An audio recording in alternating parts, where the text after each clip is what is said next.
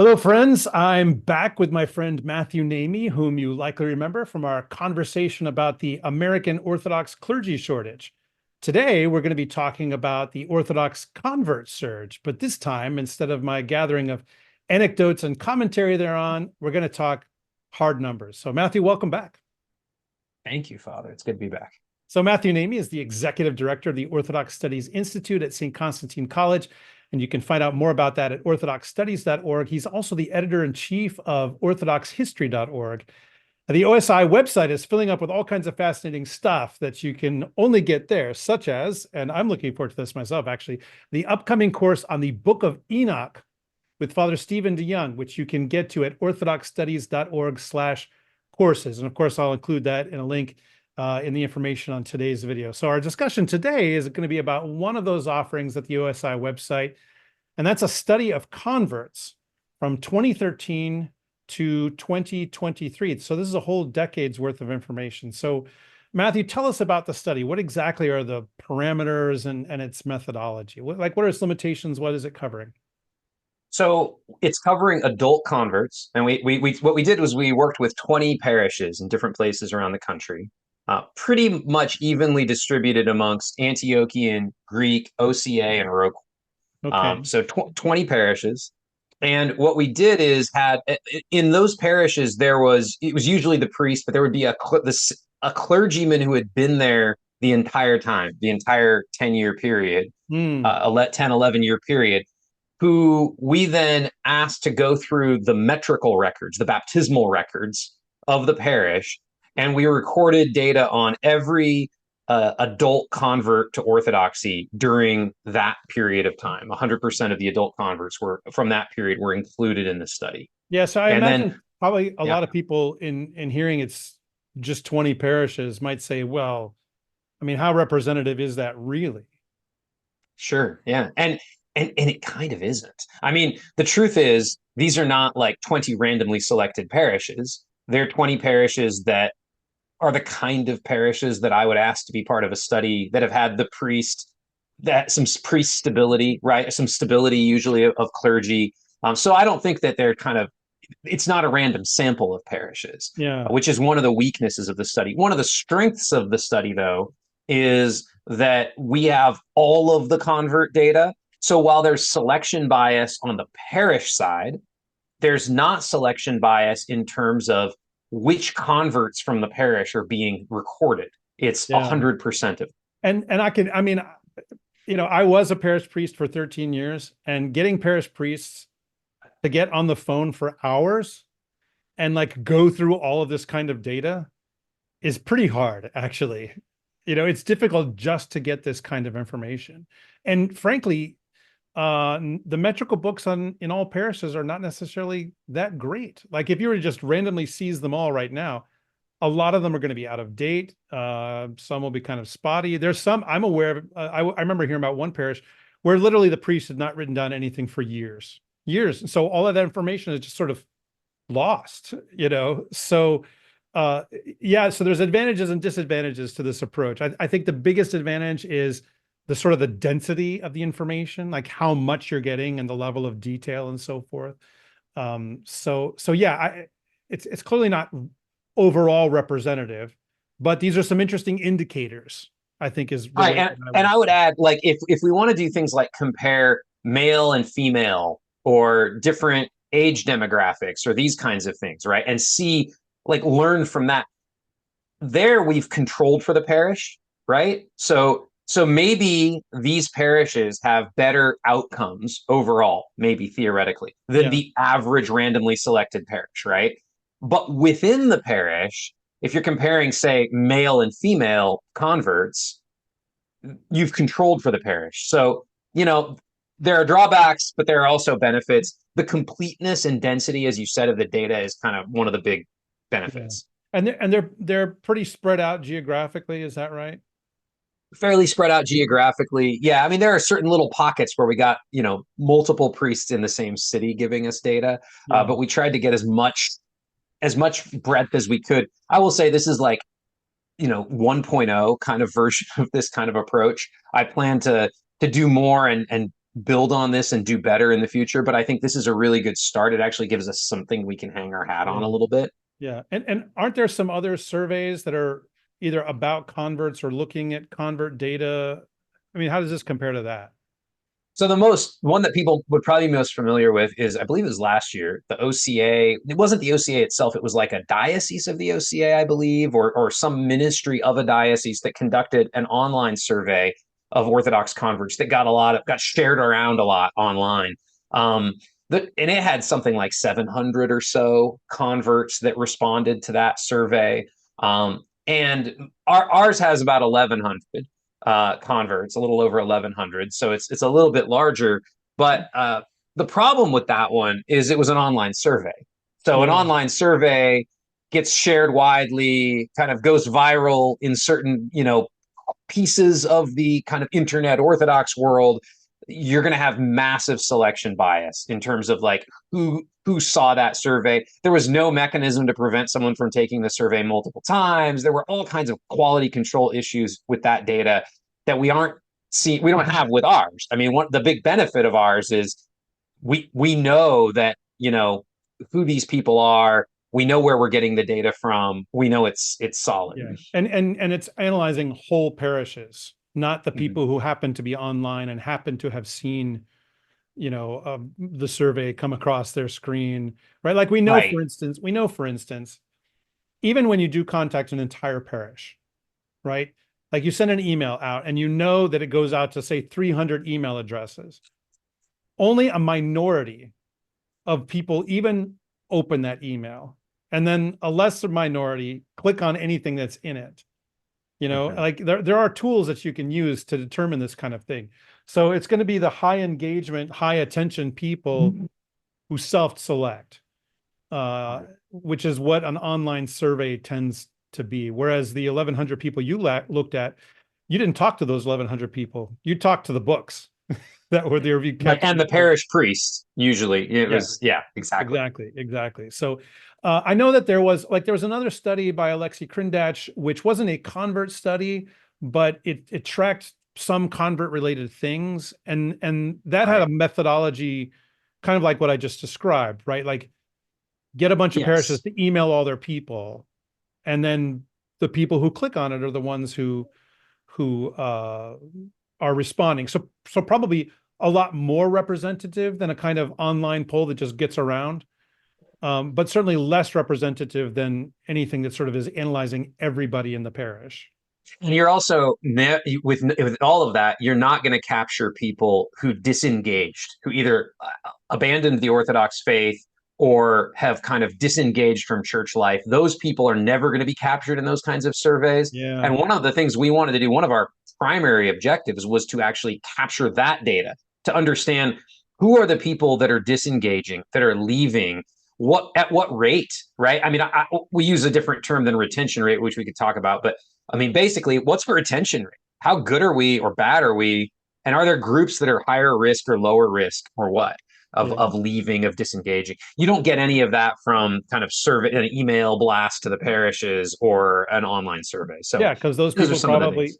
they unsubscribe from the parish email list. They don't care about, they're not going to see it, Right. whatever. They're just not, you can't reach them. So, all right. So I would say my big question, and probably a big question a lot of other people have, I did this video about the convert surge, got a lot of attention, thank God.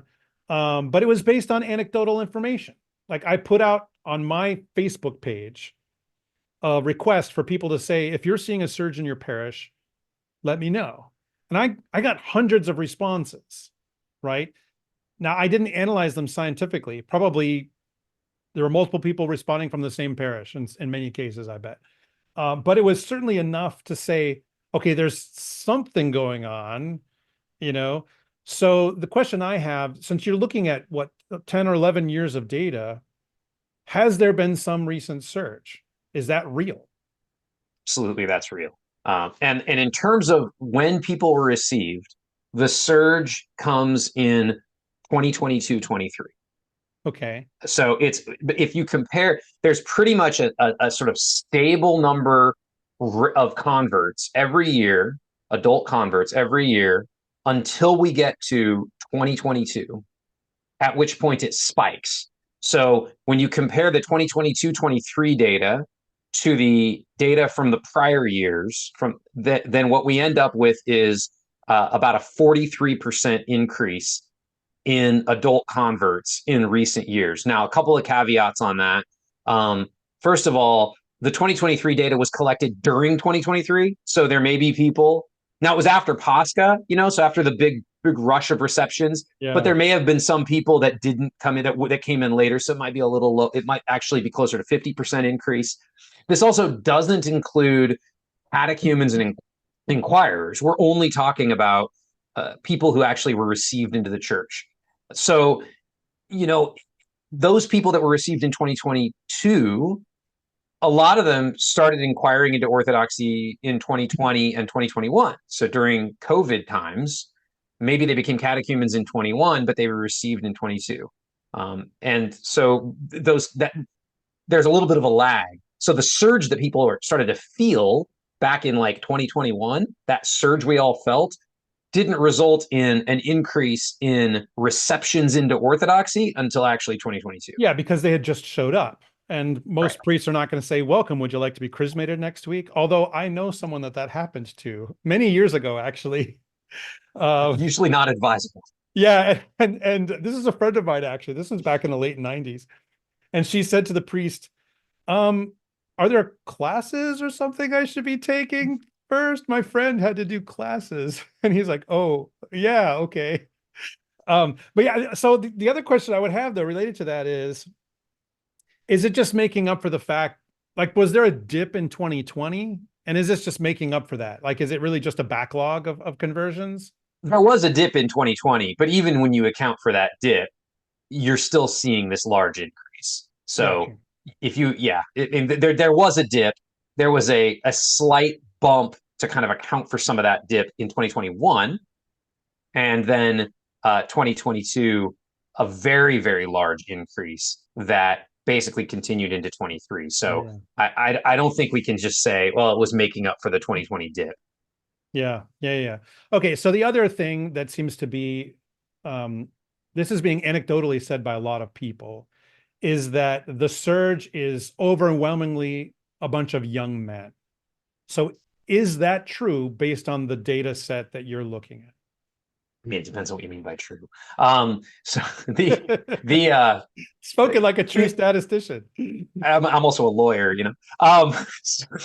So I yes, there has been a surge in men. So we looked at a lot of different kind of demographic breakdowns. So single men, so unmarried men, are the largest increase. They have the largest increase. Okay. However, married men and married women also have a very large increase. So it's not as big as the single men increase, but it's still a very large increase. The only group that doesn't have a large increase are single women, where it's just flat, right? There hasn't been an increase. There hasn't really been a decrease. It's just we aren't seeing any new stuff coming from the single women demographic. Probably for a lot of people, then, when they say, oh, there's been all these young men, on the one hand, it is true that they're coming in at a higher rate, but also probably, since there isn't a comparable increase of young women, of unmarried women, that contrast probably makes it seem even more obvious, like, well, where are the women? Right. And then when married couples convert, it's, one's a man, one's a woman. Right. And so you've got a bunch of single men, a bunch of married men, and then you've got a bunch of married women, but not single women. So you have this disparity. And honestly, like, from what I've read, this basically tracks with demographics of religion in America as a whole, not just the Orthodox Church, that in general, unmarried women are becoming less religious, especially compared to other demographic groups. So, we could speculate as exactly why that is, and that would be a really interesting conversation, probably. But that's not the conversation we're having today. But that's just to say that the Orthodox Church is not. There's nothing about the Orthodox Church that is attracting these other groups more than unmarried women, as compared to other religious groups. Like, it's just, we're just tracking with the culture. Right. This is a bigger trend than an Orthodox thing. It's not Yeah. something specific to Orthodoxy. Yeah, Yeah. exactly. Exactly. Um, so all right, well, then what is like the demographic for the whole 10-year period? And then we can talk about like the way it's changed in the last few years since the surge has been trackable. So what is the overall thing? Like what about men and women? Like do men generally over the this 2013 to 2023, are men generally more likely to convert? Unmarried They're a men. bit more likely to convert. Yeah. I mean, it's not dramatic. It's not like, you know, a 3-to-1 ratio or something like that, but it is greater than 50% men. I don't actually have the number in front of me, but it's something like 55-45 kind of a split Yeah. for the entire period. And there's been, because of those shifts that I just described, where, we have not had an increase in single women. Because of that, the share of recent converts who are men has gone up.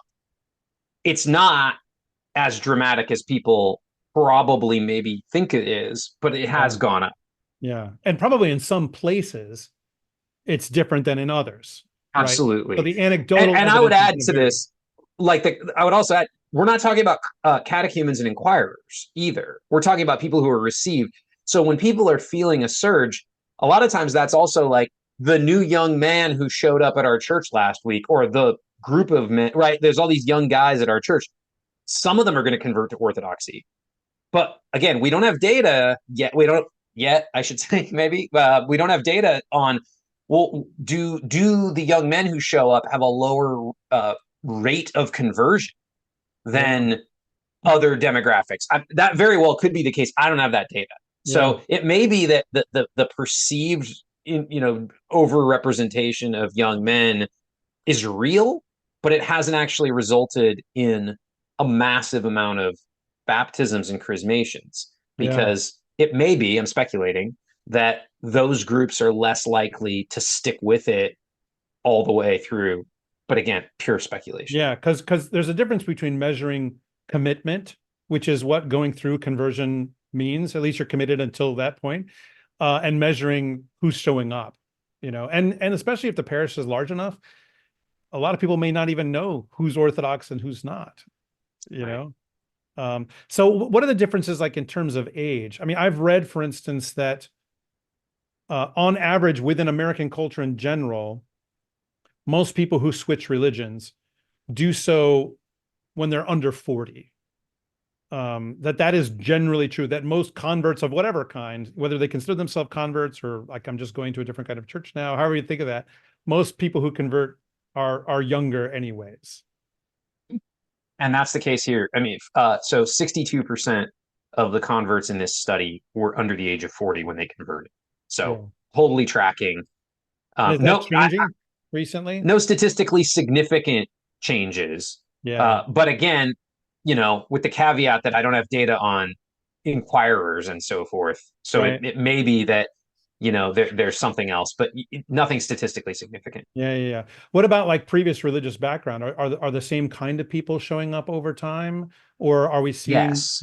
Yeah, that's Yeah, so interesting. that was really surprising to me actually. So we've heard a lot about the rise of the nuns, right? Like the people who are non-religious, right? And then this question of, are we having? I sort of assumed going in that in recent years we would have had an uptick in people who have no coming from no religion converting to Orthodoxy, and that's not what we're seeing in the data. That's So interesting. you know, there's been very slight changes in the like Catholic Protestant sort of ratios and so forth. But basically, about 2/3 of the converts are coming from some kind of Protestant background. Somewhere in the 12 to 16% range, depending on which time period you're looking at, are coming from a Roman Catholicism.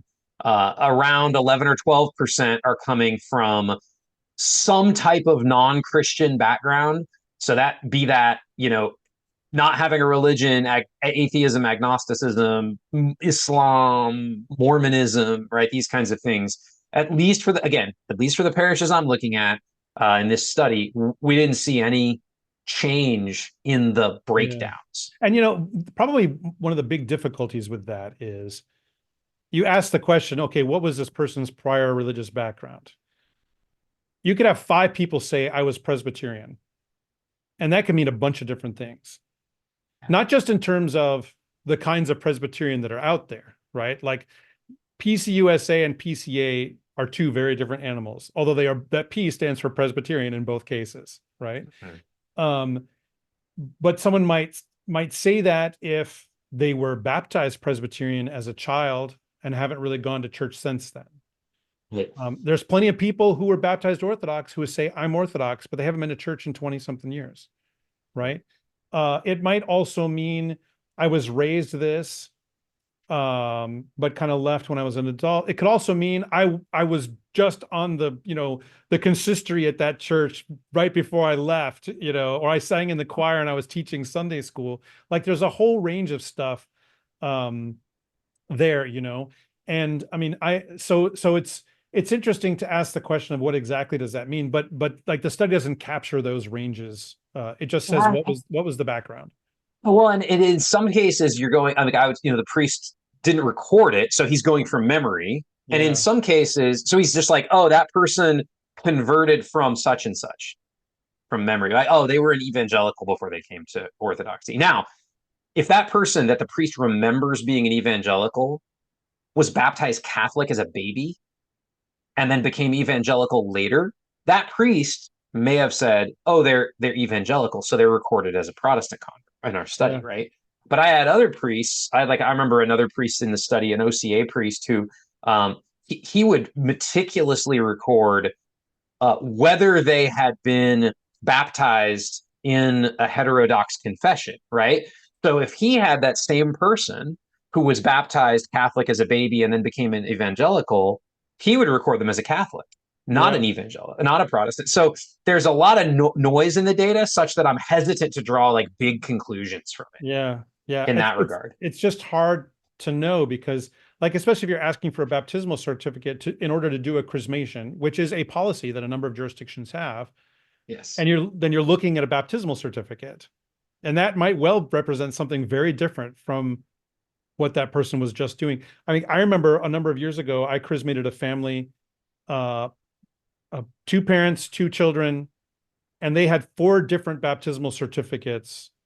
One was Catholic, another one was Anglican, another one was Presbyterian, and I can't remember exactly now, but it was crazy. And yet they were all going to the same church before they came to us. So what did they convert from is a matter of interpretation in Yeah, many ways. exactly.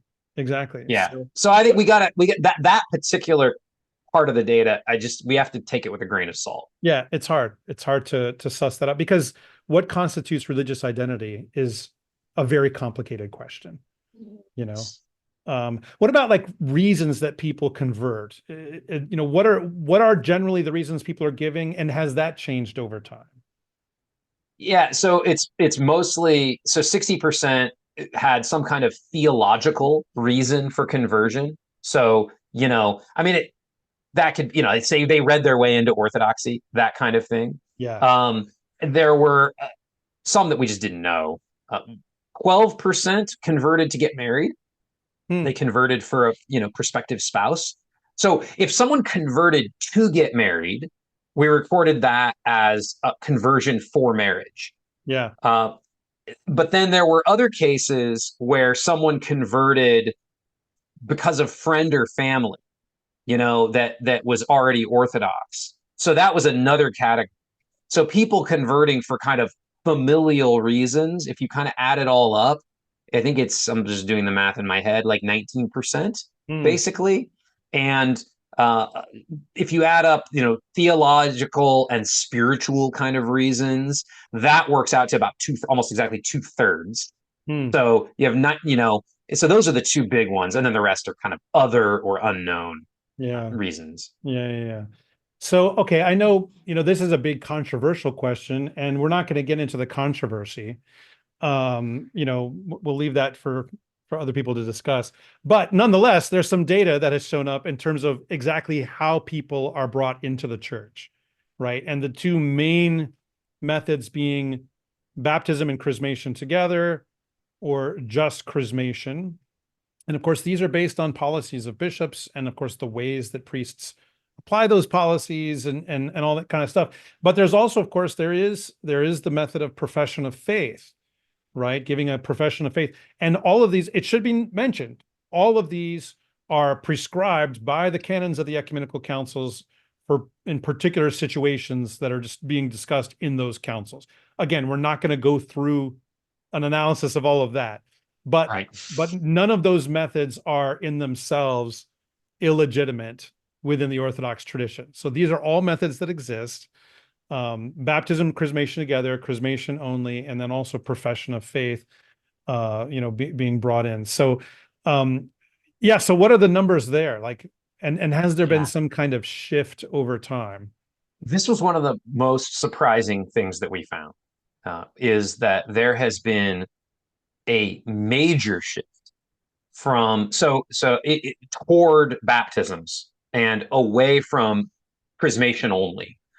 So the numbers here, if you look at the period, the kind of what you I guess you call pre-COVID, 2013 to 2020, you look at that period of time, 48% of converts were received by baptism, 52% were received only by chrismation. So it's basically a 50-50 split, right? Okay.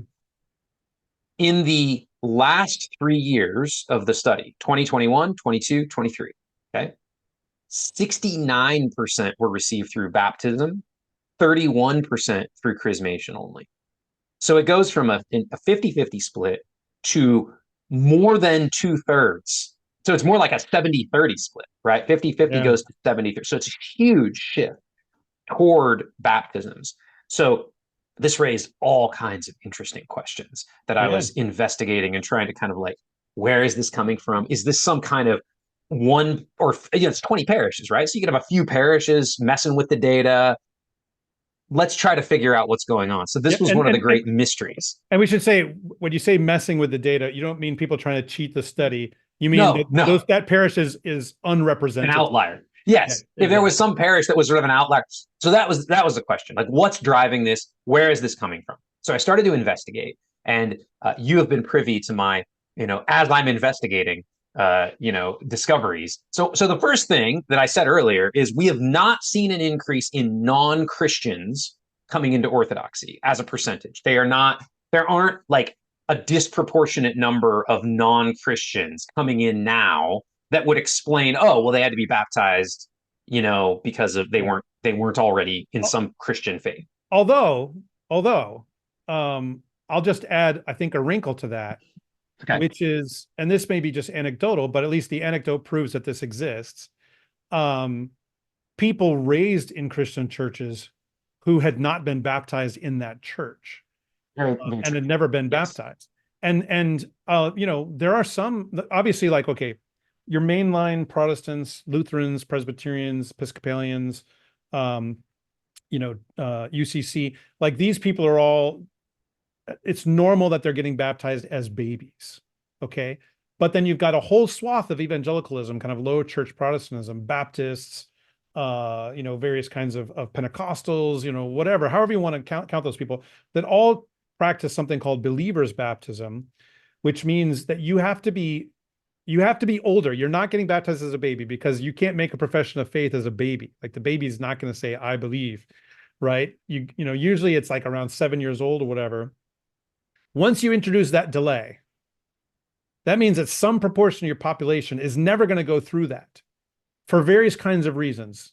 And a lot of them, the reason is just, I never got around to it. But the biggest reason probably is, for a lot of them, it's regarded as not necessary, right? It's not necessary. I mean, I was raised basically Baptist. And I could tell you that at many of the baptisms I went to, it's ironic that the group is named Baptist, and yet baptism actually, they would say that it doesn't do anything.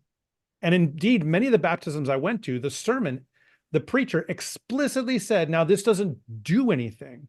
This is an act of obedience, whatever, whatever.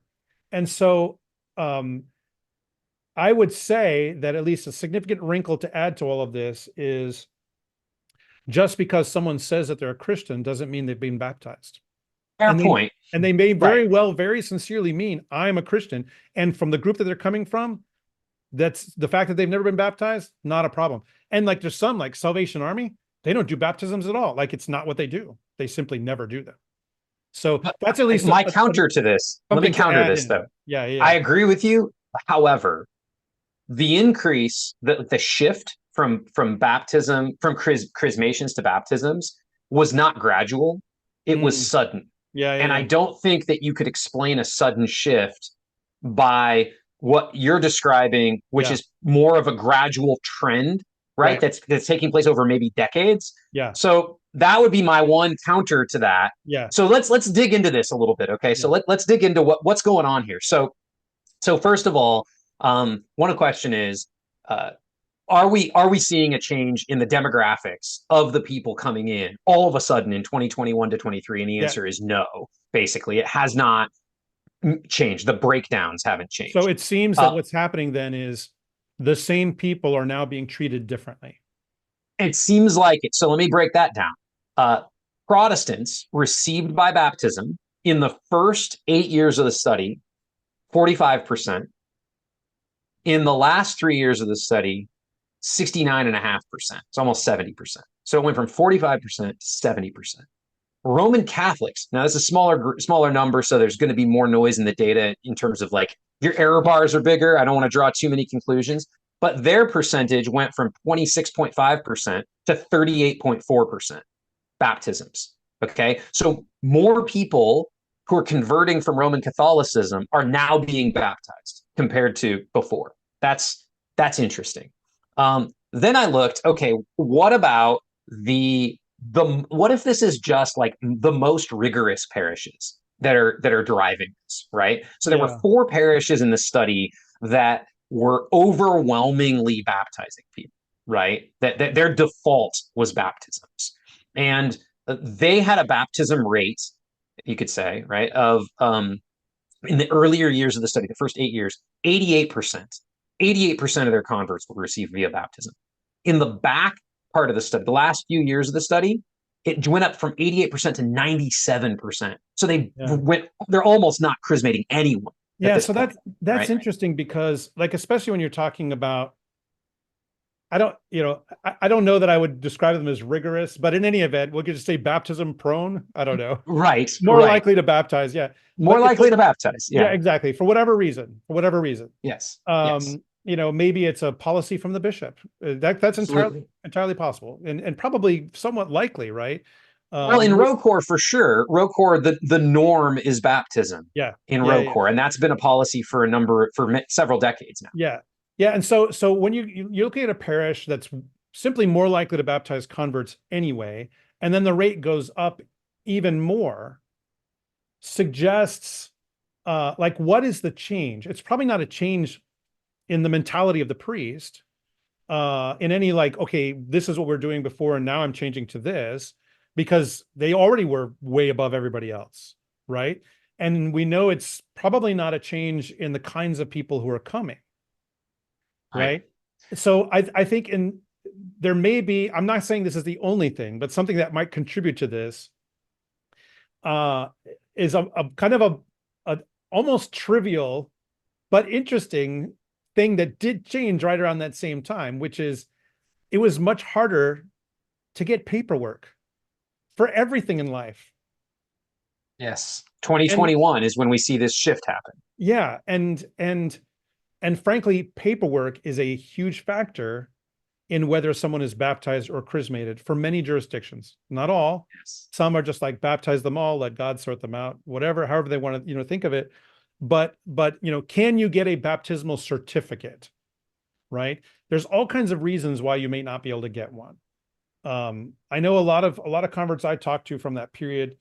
One of the things that they said, and this is probably not captured in your study because how you would capture this, but one of the things a lot of them said is, I was just done. And if you're just done, what's the likelihood you're going to go back to your previous pastor or maybe your childhood pastor in many cases and try to get some piece of paper from them? Right. Well, It's let less me let likely. me give you some more. Let me give you some more data because I think you're right. I think you're onto something here. I don't think this is the only explanation, but Yeah, I yeah, do think this helps explain the suddenness, right? Where it goes from kind of everything's trucking along at 50-50, and all of a sudden we see this change, and even in a row core context. But let's keep going here. So in OCA parishes in our study, okay, the baptism rate went from 53% to 75%. In Antiochian parishes, 36% to 59%. In Greek Archdiocese parishes, 35% up to 67%. In Wow. row core parishes, because not all of row core parishes do the exact same thing. So row core parishes went from 82% to 91%. Okay. So across the board, jurisdictionally, everybody is going up in big notable ways. I told you a moment ago about the four most sort of baptism heavy parishes, right? And how they had an increase from 88 to 97%. What I hadn't yet told you is that the other 16 parishes, which I would regard as not being baptism prone, let's say, right? They're Yeah. not baptism heavy. They were 31% baptisms in the first 8 years of the study. They went up to 54% in the last 3 years of the study. So every way we break this down, in more sort of baptism heavy parishes, in very chrismation prone parishes, shall we say, right? All of them are baptizing more people Yeah. relative to chrismation. And another question someone might ask was, has there been some massive ideological shift in the clergy? That might be explainable on some level with some people, but the fact that you're looking at, very different jurisdictions, especially in terms of their kind of jurisdictional culture and the way the bishops treat these things and so forth. I don't think that that's likely. I don't think that it's I likely. don't think it's I don't think it's an ideological shift in the sense of, like, I know who these priests are. I mean, Yeah, they're sure, of anonymous, course. but I know who they are, right? And a lot of them are. I think they would regard themselves as moderates, let's Yeah, say, shall we sure, say, for this kind sure. of thing, right? And yet they're all baptizing more people relative to chrismations. So some of this, I think, is the paperwork theory that you posited. I think that adds something. The other thing I think is, I don't think it's an ideological shift, but it may be a subtle shift in thinking, Yeah, right? And it can be a subtle thing, right? We don't think this needs to be explained by a massive, like, oh no, black and white kind of thing. yeah, But just, if there is now the sense that maybe it's just not worth the trouble to push really hard for that baptismal certificate from a Protestant church 30 years ago or whatever, right? Maybe if we tell the person, hey, if you provide me with a baptismal certificate, I'm going to chrismate you, and they just don't do it. Maybe we just baptize them, yeah, right?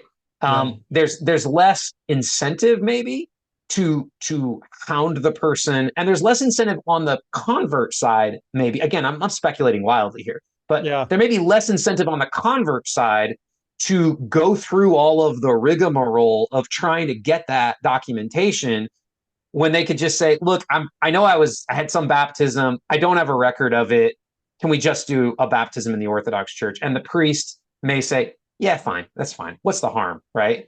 Right, right. What's the downside Like in baptism? So that may be the sense. Yeah, and I mean, I would say, like, I might even narrow the question of a shift in thinking to, or at least as one contributing factor, because I think it's important to talk about contributing factors Mhm. rather than Yes. say, here's the one thing, I agree. like to me, a major factor in all of this is clearly the pandemic. That is a huge shove in all of these statistics, or at least a lot of them. Um, that is a single point of change, right? But Right. for what kinds of shifts does that cause? That's mostly what we're talking about. And I think one of the shifts might be just a perception of, the world is crazy and it's getting crazier. Let's just kind of go all the way, so to speak, right? Um, and it's interesting, like this is not unique or new in church history. I would give another example of a shift that occurred that does not represent a difference in theology or a difference in perception of the non-Orthodox.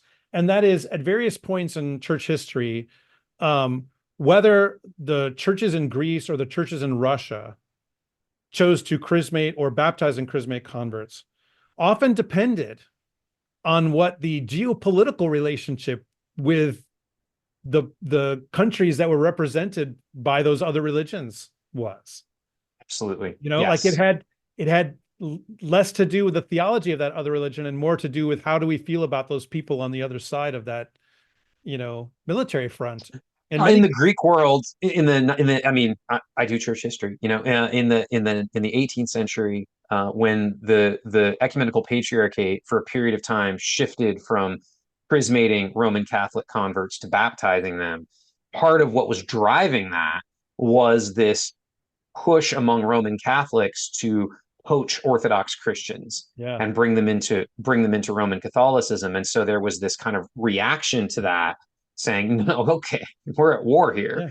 yeah, A little bit, So I agree with you. There are these external factors yeah, that affect this. I think I would emphasize here in those 16 parishes that were never heavy baptism parishes, the baptism rate is still only 54%. So they're still chrismating almost half the people they're bringing in, yeah, right? So this is clearly not a big ideological change on the part of the parish priest or something, or yeah, even the bishop. It's not massive. But that's is where I think your contributing factors become really significant, where it's just as soon as you meet with the resistance of, oh, you don't have a baptismal certificate, you don't have some kind of something you can provide to me, fine, we'll baptize you. right, It, it's not ideological exactly. yeah, It's yeah, just there's less incentive to push. right. There can be, sometimes it's a pile of contributing factors. Like even now, right? There are identity questions, I think, feed into all of this, right? Again, like what does it mean to have been a Christian before? Was I baptized? Was I not? But also like there are certain Orthodox jurisdictions now that, for instance, will receive Eastern Catholics by chrismation, or in some cases, profession of faith, but will baptize people coming from schismatic Orthodox groups, Right. which is interesting to Right. think about. Like a There's schismatic a yeah. Orthodox group is much more like the Orthodox in terms of the way that they practice their theology, the way that they do baptism, whatever, than Eastern Catholics or Roman Catholics. There's the question of identity feeds in a lot in some of these things, and I think in trying to analyze it, we have to look at not just what we would consider to be sort of the traditional theological factors, because decisions are made on the ground by people for lots of reasons. And they're not all looking up what is the theology or the practice of this other group. Sometimes it's other questions, can I get a And I, certificate? I haven't actually spoken, like I haven't followed up yet with the priests that I spoke to for this study. I would bet that they would be surprised that there's been this change, is my guess. That Yeah, they may not themselves be aware. They're the ones doing it. And they themselves may not be aware that something has changed. yeah, Um, because it is kind of a subtle shift. yeah. It's only in But aggregate that you see that it's big. But when you look at individual parishes, the jump is not necessarily that much. it may be like, oh, a shift of, yeah, we have quite a few baptisms the last couple of years, Yeah, but not necessarily something you think too hard about. right. Like a 9% shift over 10 or 11 years is significant, but would you feel that? You probably wouldn't have a sense that something has changed. Um, Right. yeah. Right. So, I mean, so this one has gone from 48% baptisms to 69% baptisms. yeah, So, but yeah, you may not feel it at the parish level. You may not yeah, really notice it if you're talking about 10 or 15 people total for the year. That's a difference of a few people. You really do only pick it up in the aggregate. yeah. Well, and another thing that occurs to me also is if you're having a surge, are you more likely to treat that group as a group than you are the relative trickle prior to that? I just psychologically, that makes some sense to me. Look, we're going to have a lot of baptisms on Holy Saturday. And so you're thinking baptism, you might be more likely to apply that, in more cases, treating a group differently than you would if they were coming in at a slower rate, you know? Right. So a question that kind of dovetails off of that, and which I'd like to get into the larger issue, but there are people who say, I hear this on a regular basis. If you get baptized and chrismated versus just chrismated versus maybe just profession of faith, although hardly anyone talks about that last category. Nobody talks in profession of faith. Yeah. Oh, but it's still a thing. It's still a thing. And I would say that probably the most common group that gets applied to these days are those from what are called the Oriental Orthodox churches. So the Coptic Church, the Armenian Church, Ethiopians, these groups, right, are most likely to be received by profession of faith, which has a basis in the ecumenical councils. Okay, so that aside, there are people who say, if you baptize and chrismate someone, that kind of really plants them in a way that their Christian life is going to be sort of better off, longer term than if you just chrismate them. Like they went through more, and so therefore, or they'll even sometimes say, and again, we don't want to get in the weeds of the theology here, but they'll even sometimes say, well, sort of more happens to them in terms of the grace of God. Yeah, there's sort of like a larger quantity or kind of category of grace. We're starting to get Yeah. into a very Latin way of talking, Yeah, maybe, yeah. but So, but the idea is that more was done, and so therefore the results should be kind of more. Uh, Based on the data that you have, is it true that people who are baptized and chrismated have longer term retention engagement in the church than those who are chrismated only? no. So there's There no, is there is no difference at all in the outcomes between people received via baptism and chrismation on the one hand, and people received only via chrismation on the other. There is absolutely zero difference in outcomes. not even like 1 or 2% or 3% or It's zero, I believe it's 0.3%, which is nowhere near any kind of statistical significance. It is nothing. It yeah. is it is less than one person, I think, in the study. Like it's that level of, yeah, there's nothing. So that's interesting. So that's just there's just no indication that I think it's important. Okay. Like, I don't want to get into the ideology and debate all of that, but I do think that for those who would say that someone received via chrismation is in some way lacking in divine grace, in membership of the church, in something salvific. That is there's a certain school of thought that some people sure. have along Yep. those lines, right? And this is irrespective of what one thinks should be done, right? Like, I may think that we should be baptizing people as a general rule across the board.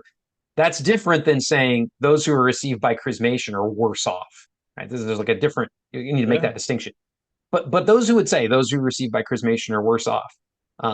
I have data on a lot of converts, right? And when you look at the two groups, chrismations and baptisms, you would expect that the people received by baptism have higher retention rates, higher engagement in church life, if they really did get something more salvific.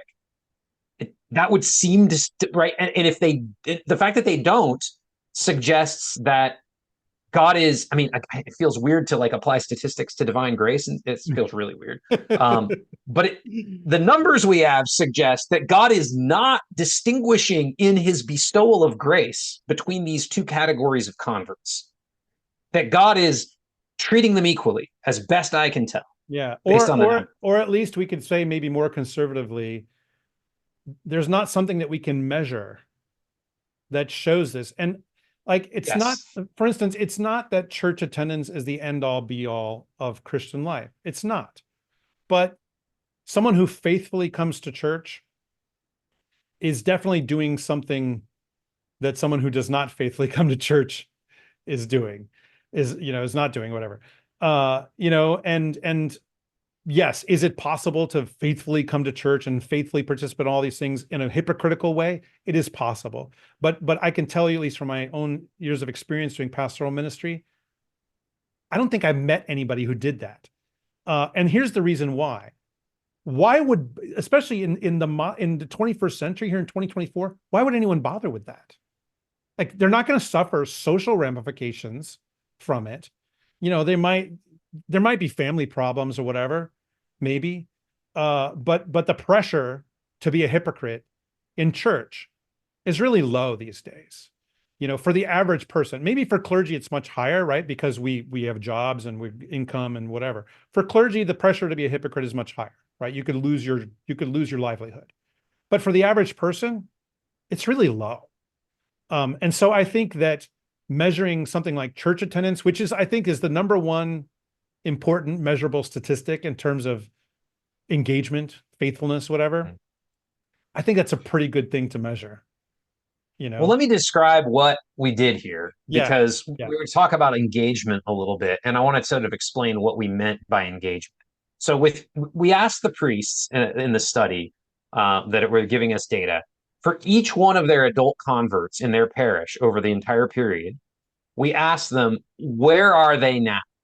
So the Mm. options were they're still regularly attending services at the parish where they converted.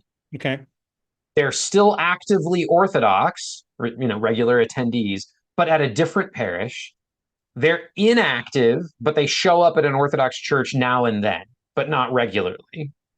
They are no longer Orthodox. They have sort of definitely left the Orthodox faith. They're deceased, or we don't know. Unknown. Priest has lost track of them, right? So for each of these categories, we gave a score. Okay. So for the deceased, we just excluded them from the study because it doesn't seem fair to count Yeah. them for this purpose, right? You wouldn't say if And that someone was a who died, tiny yeah, percent. yeah, you wouldn't say if someone who died, well, they stopped coming to church. I mean, it's They literally some true. they may well be higher engagement in church in the life of the church. So That's no. right. Um so but we excluded that. That was like 3% or something. It was really Yeah. tiny. Yeah. So for those who are still regularly attending an Orthodox church, whether the church they converted in or another Orthodox church, we gave them a score of a 1. Okay, they get a full point, right? Okay. You get half a point if you are Orthodox but inactive.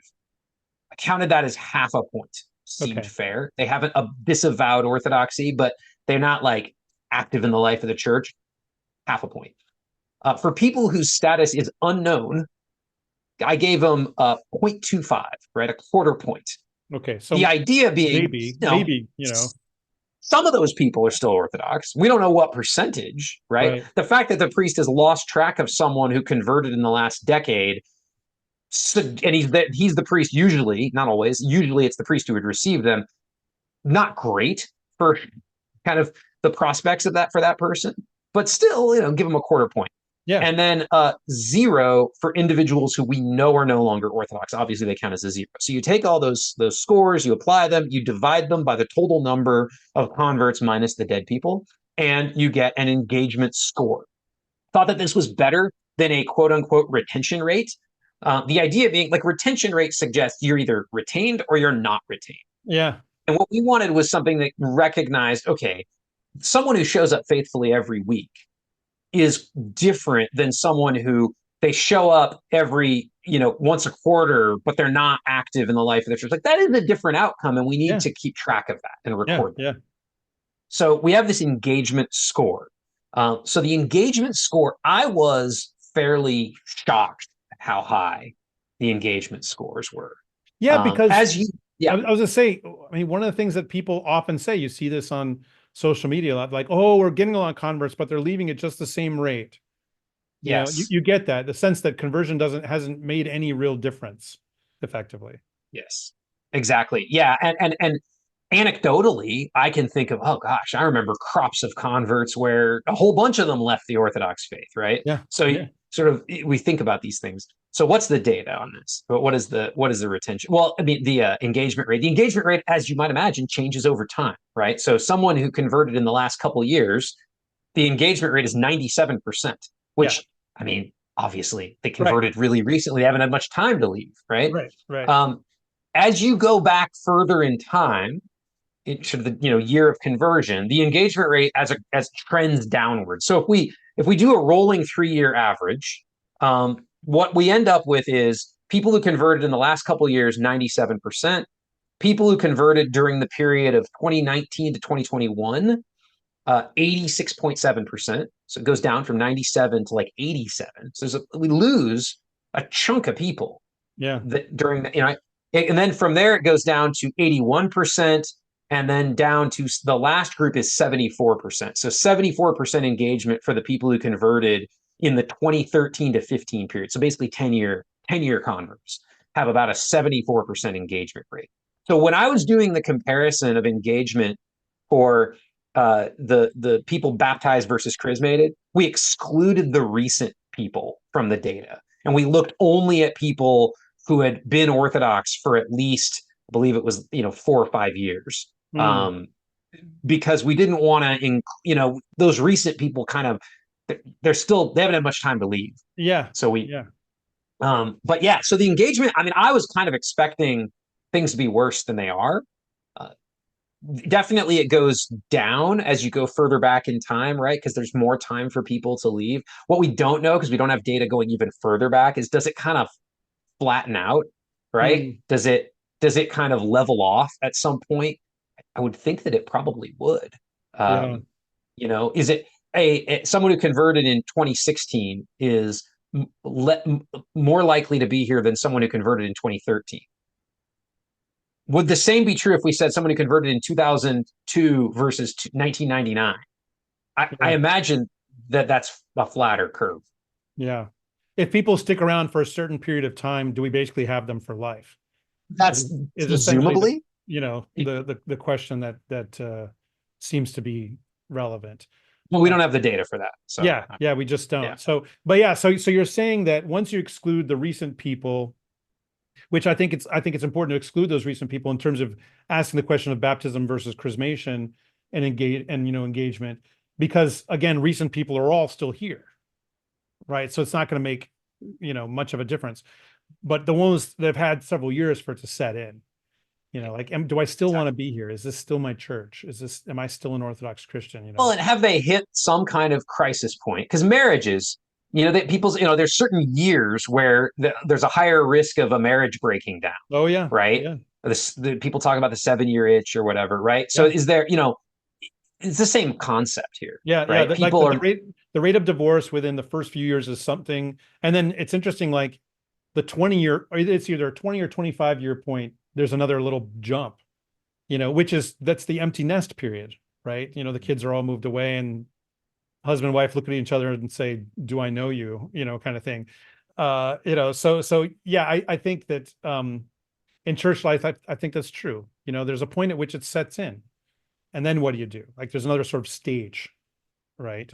right. Which is, if you had 30, 40, 50 years of data, maybe we could track what those stages are. Like you've hit a hurdle. Yeah. Congratulations, you're still here, kind of thing. Yeah. Yeah, okay. Were there differences? So there's no difference in baptism versus chrismation long term. Mhm. Um, what about like prior religious background or men and women or age, family status? We haven't talked that much about that. Family status, are you single? Yes. Are Yeah. you married without kids? Are you married with kids? You know? Right. Yes. So most people converting, I got to pull the data back up. Just give me 1 second on that. But most people converting are converting without children.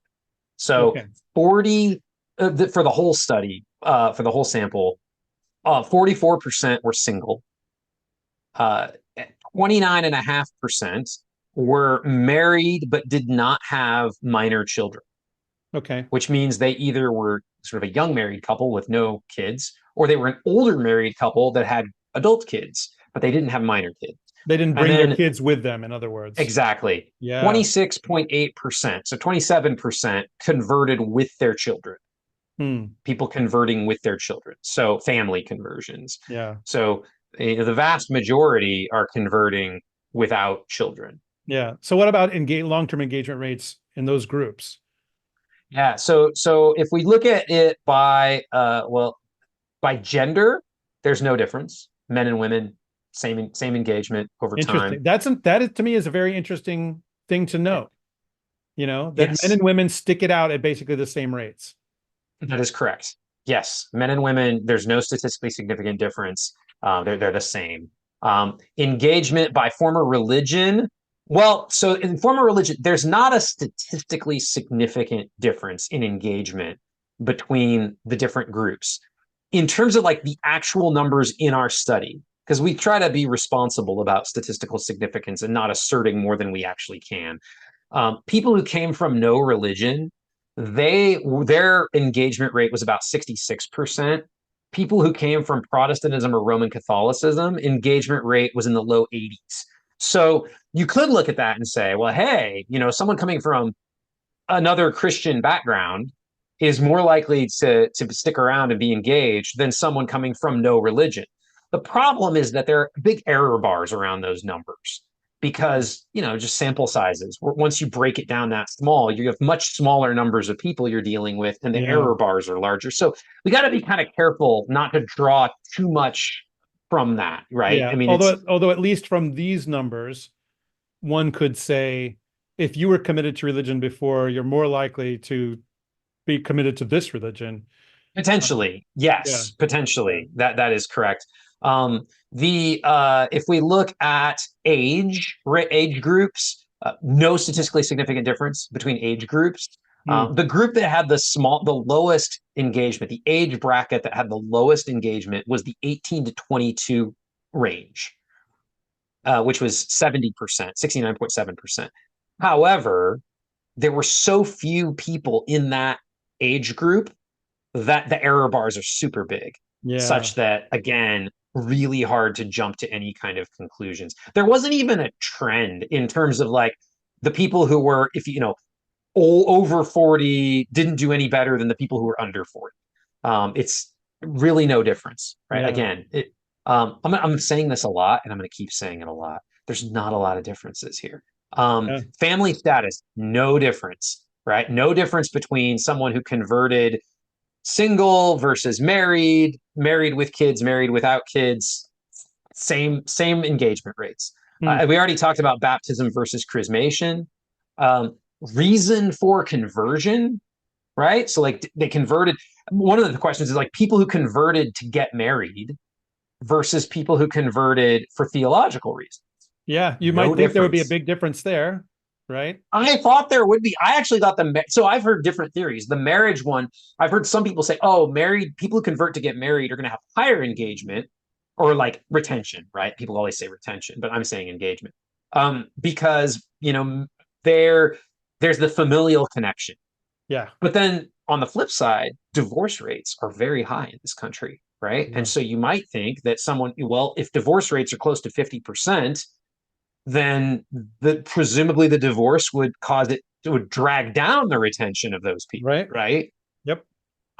What we found is no differences at all, right? People who read their way into Orthodoxy versus people who converted because there was like a pretty girl they wanted to marry, like same retention, same Interesting. engagement rates.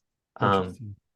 so yeah, it's pretty amazing. I mean, it's like a non-finding, I guess. The good way, I guess, to sort of spin this or interpret this, and I think this is legitimate, is we're not leaving certain people. We're not doing a poor job of caring for certain demographic groups, Hmm. right? So it's not like women or single people or whatever are somehow like, oh, we're falling short in terms of pastoral care or something for Yeah. those groups. I think that's the good news I would take Yeah. from this. Or at least it's not falling short in the way that creates differences in church attendance. Yes, I should say that. And if Yeah. I were a parish priest and I saw these numbers, I would be very happy that there are not differences. Yeah. I mean, the most important, maybe not the most important.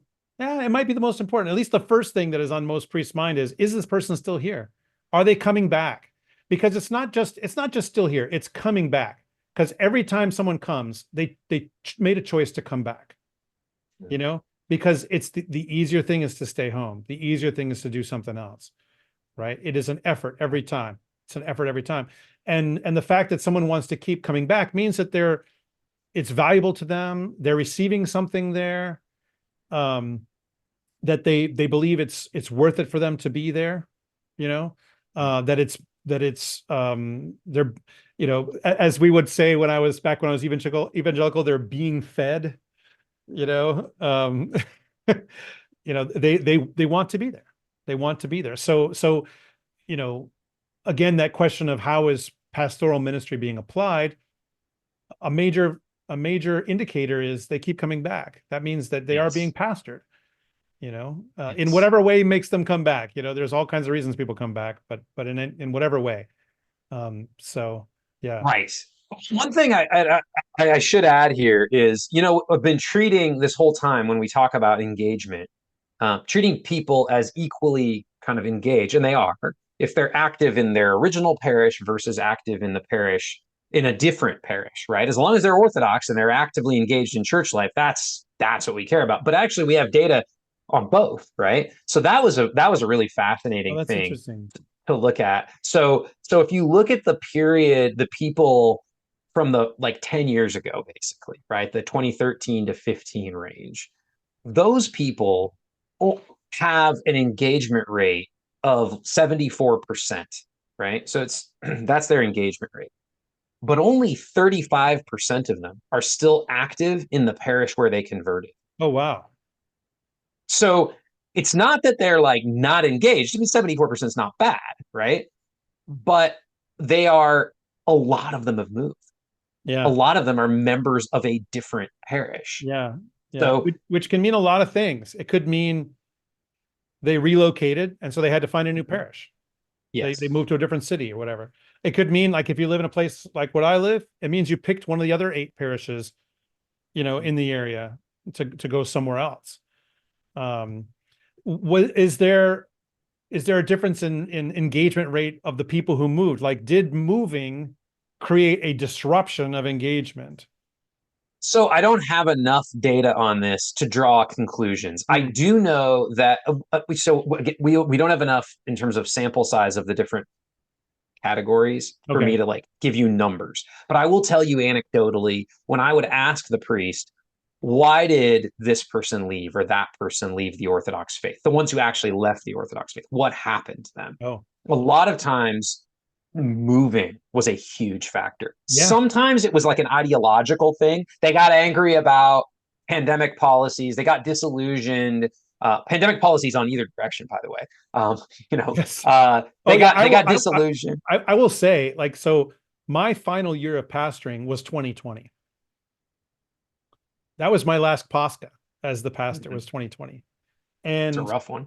um, while I would say that our parish came through the pandemic very well, um, I did have phone calls or emails or messages from people that said, if I go there and I see one person without a mask, I'm not coming. And I also had exactly parallel. If I go there and I see one person with a mask, I'm not coming. Mhm. And yeah, so that was just a reality. Definitely. And so you have people kind of what I guess you could call ideological or whatever, right? Yeah. Kind of on both sides of that. But actually, the thing that really struck me was just how many people left Orthodoxy kind of as a result of relocating.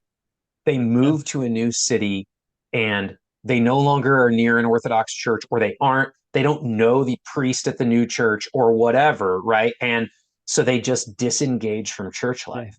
Yeah. And I, I I mean, think that's like this sort of hidden reason why a lot of people leave Orthodox. well, I mean, this is something that OCF has known for a long time, Mhm.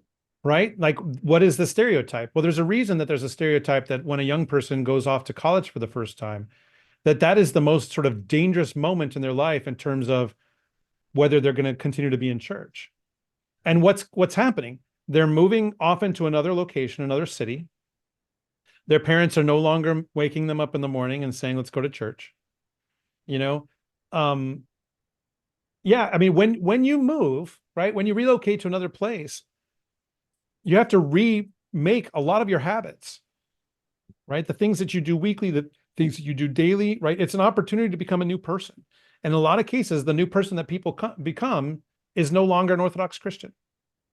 And I've talked with a lot of people like this, that they move and they'll say, well, I tried, or they might say, oh, I tried it. I tried the local, but it just wasn't home. It just wasn't, whatever, which that's an interesting pastoral challenge. Like, what do you do? Like, a priest would want to say to someone, well, you're not there because it's our parish, you're in church for Christ, and whatever. But uh that's a reality for people, right? It's not just sentimental. You go somewhere for Pascha and they don't sing Christ is risen in the way that you're used to. It might not really feel like Pascha, Well, you know? we were talking a little bit ago about the shift from chrismations to baptisms, and how those contributing factors, and how much, like, it's not necessarily this ideological shift.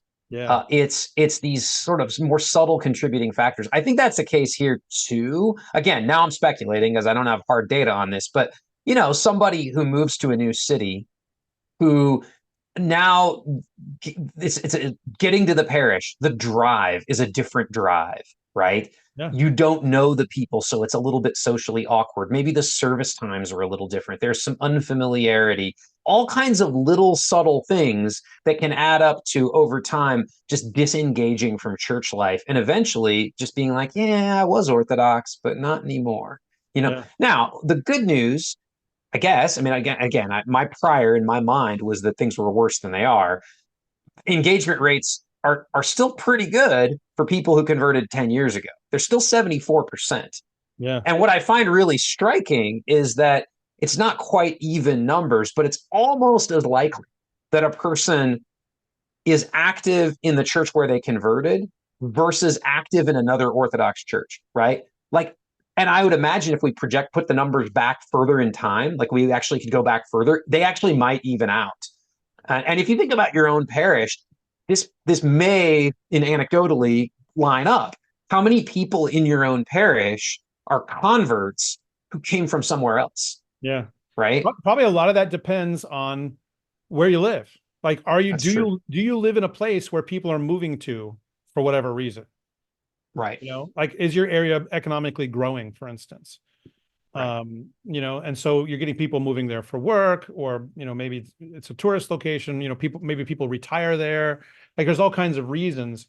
I would guess that places that are economically growing probably have a higher percentage of transferred in converts and transfers in, period, right? Than those that are not economically growing. You know, People tend to join a church because they moved there, or because they, for whatever reason, right? So I think that's probably going to be a significant piece of it. Yeah, is it an urban area? Is it an economically growing area? All that kind of stuff. So yeah. So I wanted to finish up by talking about kind of the statistical status of Orthodox Christianity in America, kind of in general. I mean, there's been a number of studies that have been done, some by Orthodox people, but it's interesting, actually. There's a bunch of data sets out there that I know that you and your team have been looking at that are not data that you collected. Right. And it answers questions like, what is the percentage of the American population that calls itself Orthodox? What is the percentage of the American population that was raised Orthodox and no longer considers itself to be, or still considers itself to be, or was raised something else and considered, so like, there's actually data out there of actually much bigger data sets than the one that you collected, thousands and thousands of people, in some cases tens of thousands of people. We can actually, well, we have data sets with hundreds of thousands of Americans, yeah. So many hundreds. We actually have good estimates, for instance, of how many Orthodox Christians Americans are converts, and yeah. So like, just talk about some of that stuff, that you've been analyzing from other data sets. So we'll get into the overall U.S. Orthodox population another time, because that is a forthcoming study from our institute. So Okay. we'll do another one of these. But I think we should at least say, yeah, what does it mean? I can give you the general picture. Yeah, what does it mean to be an Orthodox Christian? Yes, it depends a lot on how you define it. Like, what are the ways that you could define that?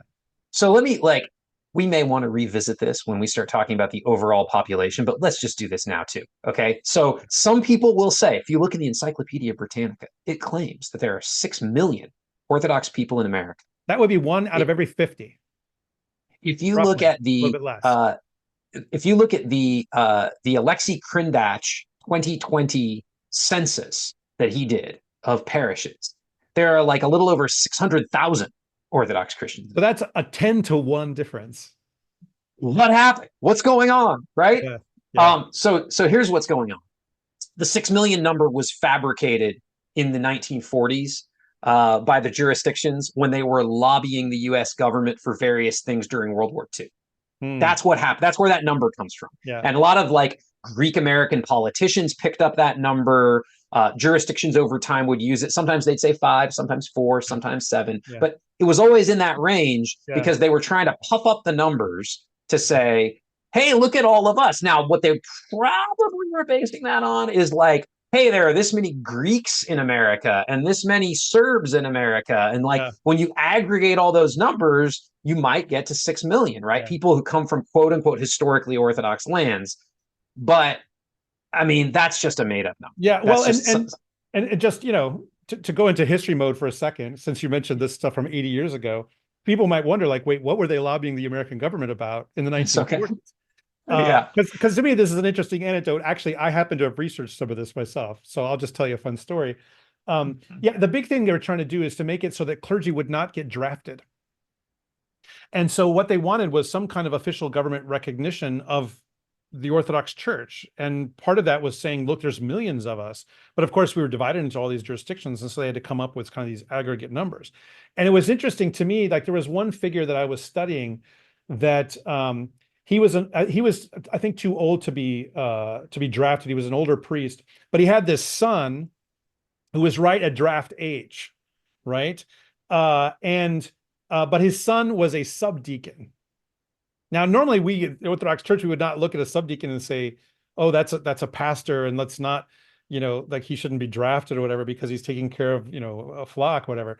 But they were advancing the idea like, no, this is clergy in the Orthodox Church, and so therefore he should be exempt from the draft. So it was fascinating. It was a fascinating moment, But yeah, so that's what they were trying to get. And they were also trying to get Eastern Orthodox, on the dog tags, military dog tags, so that Orthodox. Yeah, so that they would ideally, if they died in battle or something like that, then they could have an Orthodox priest bury them, which is a much more, I guess, maybe more understandable thing that they really wanted, So there were a number of reasons, Orthodox felt like a minority, an ignored minority, and they wanted to have some of the benefits that other people, in America were having.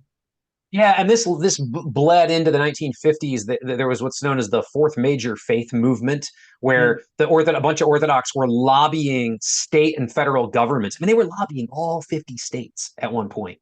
And a bunch of them had the legislatures passed resolutions. Wow. In like I think the majority of state legislatures passed resolutions recognizing Orthodoxy as a quote unquote fourth major faith, the other three being Roman Catholicism, Protestantism, and Judaism.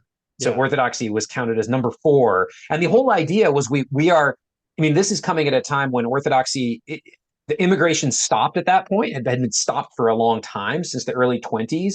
Orthodoxy was becoming kind of indigenized and Americanized. And there was this desire to be seen as kind of on par with the other major religious groups in America. So that's what's going on. Okay. Yeah. And that's where you see this push on, look how many of us there are. Right. And they're puffing those numbers up. So that's where those numbers come from.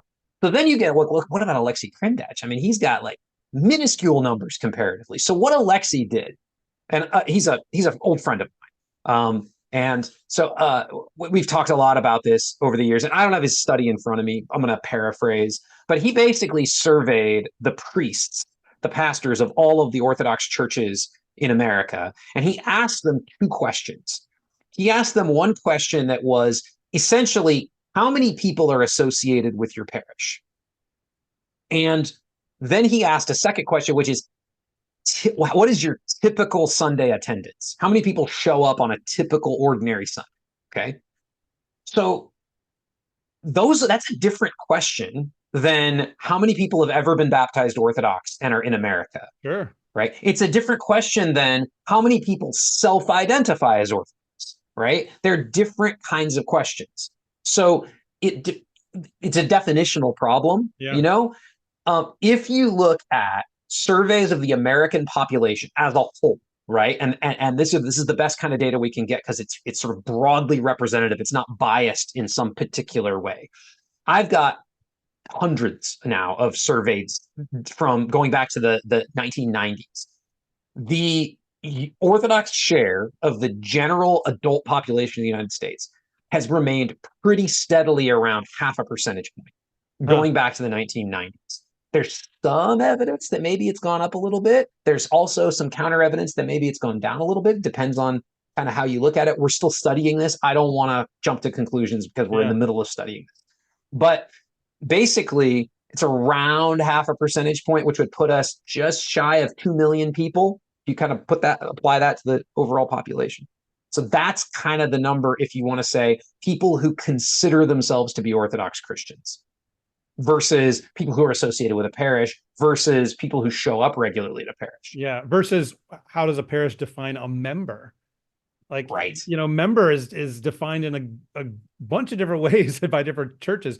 Do you have to pledge? Do you have to just fill out a form saying this is the parish I belong to? Are you of a certain age? Do you vote in the annual meeting? Do you come to communion and confession at least once a year? Do you come at Pascha? And like, it's interesting, like, to ask clergy how many people are connected with your parish in some way. Different clergy are going to understand that question differently. They're going to make different estimations, because it's not just, Or the same clergyman in different years, yeah, right. asked at different times. Yeah. And I know this where you had the same clergyman, in the 2010 versus 2020 Crindatch censuses answering the question in a different way, interpreting the question differently. Same person, same question, Yeah.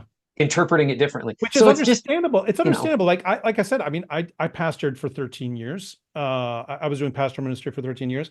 And I felt about that. I would feel about that question differently at the beginning than I did at the end. I would say probably at the beginning, I was much more stringent than I would have been later with a lot more experience under my belt. How many people connected in some way?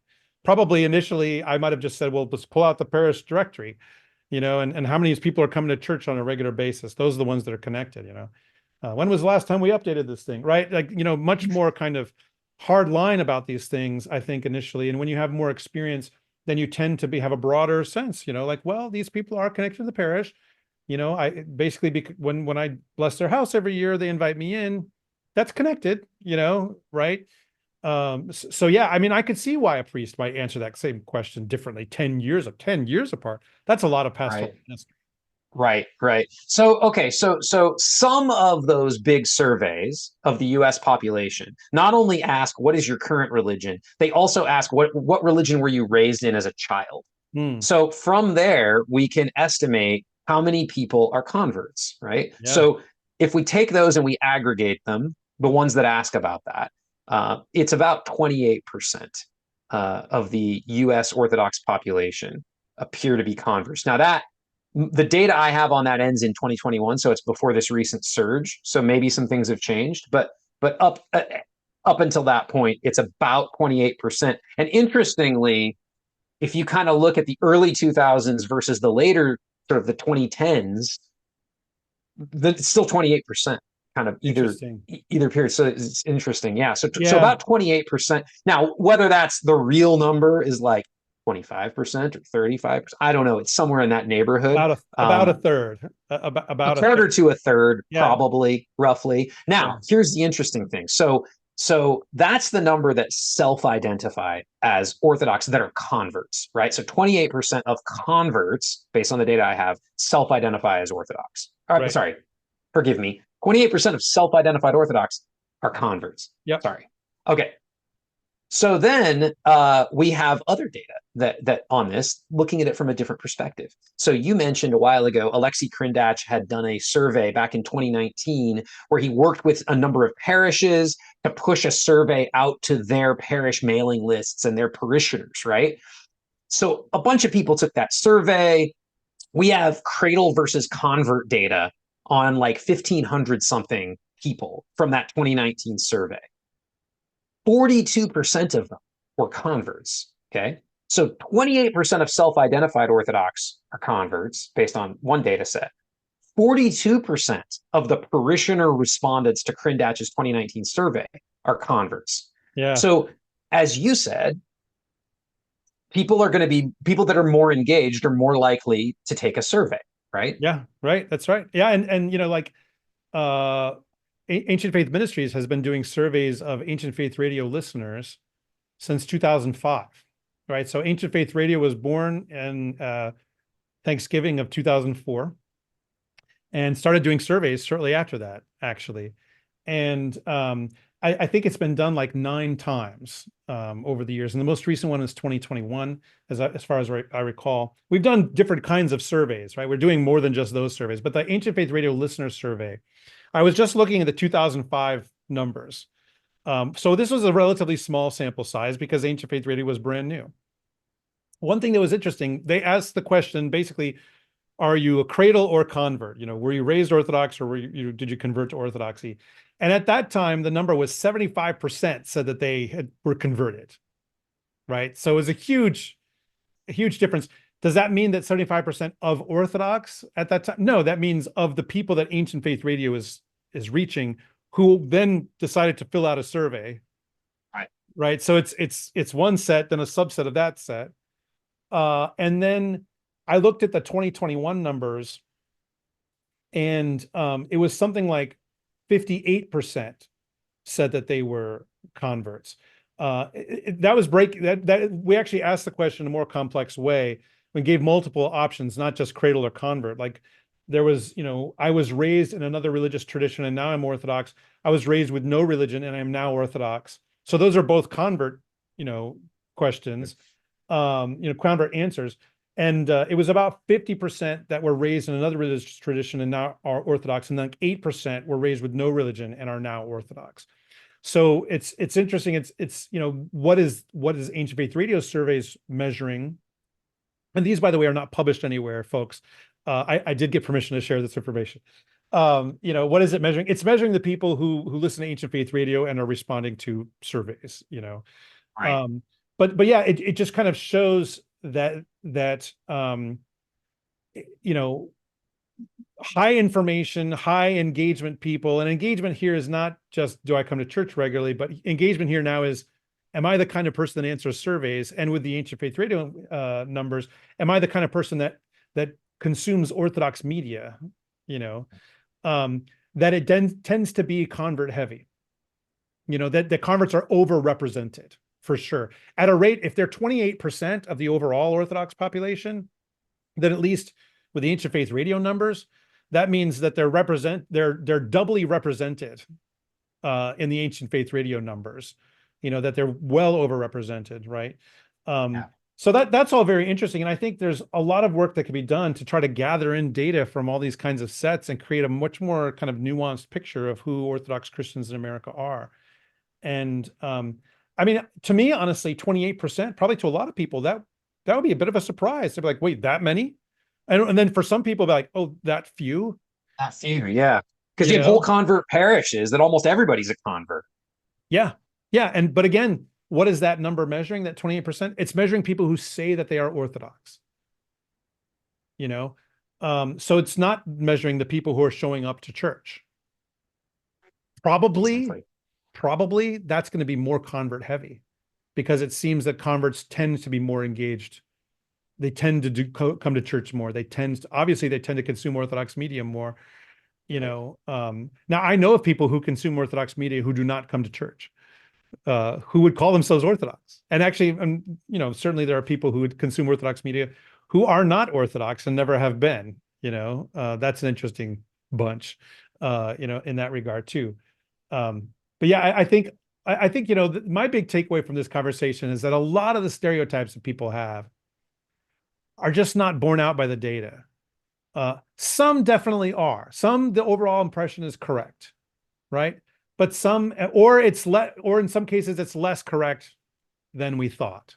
There's nuance. I mean, and it's a little bit of a moving target now, right? Because time has passed since we collected this data, and more has happened, and we need to do more and try to learn more. But I think this is what we wanted to do. This was never meant to be like the be all end all final answer on any of these questions. Yeah, of course.